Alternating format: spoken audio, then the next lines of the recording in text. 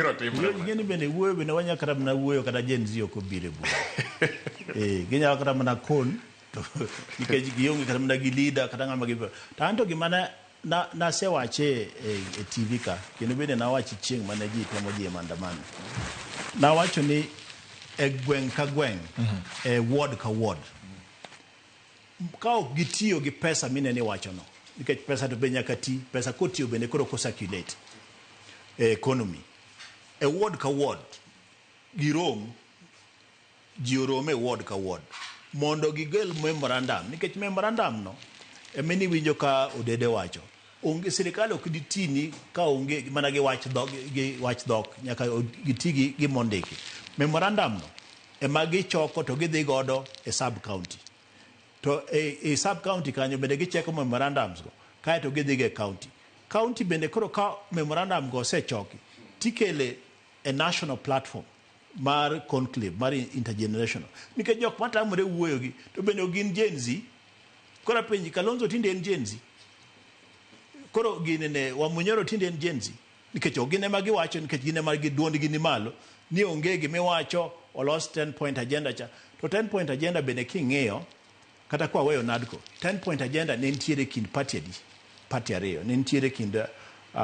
ODM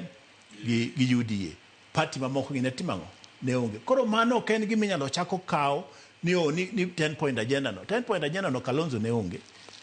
jo Gen Z ne onge ko represent dwaro mar japiny onge richo kata bed ni jomako go ne onge to pod represent dwaro mar jopiny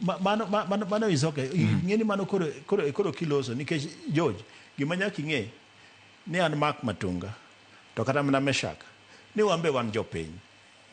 koro kikipani nikech koro wantiere studio ka koro wan onge gimwang'e e piny ka onge gimwang'e e gweng' ka mane ni yudo thuolo mar mondo mi iluonga abie studio ka in koro just studio koro kikipani an koro amba onge gi dwaro manyiso ni en dwaro wawate mane momiyo ka en dwaro wawate ok en dwaro mar Gen Z kende nikech an nyithinda ka nyuolo ok adwa bedo kodgi e ot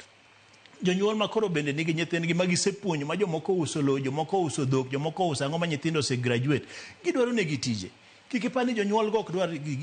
tije go mane momiyo girieko mar Raila Amolo Odinga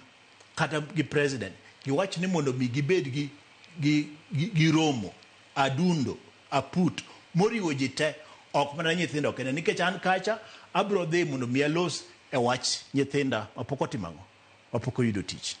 mondo mi wang'ini to ere kaka nyithindo gi nyalo yudo tich mondo mi wakonyre paro an abro tero negi paro kaka nyithindo nyalo yudo tije e mbui ka mondo mi kar tiyo magitiyo gi weche mag mbui gitiyo gi data gi pesa mar duolo ng'ata yany to winjo bed ni gitiyo kode yo moro maginyalo yudo godo pesa magi gin gik ma nyaka watim koro loso George to nyaka walosi to we wacho na gimoro misiko go ni jopiny an bende an japiny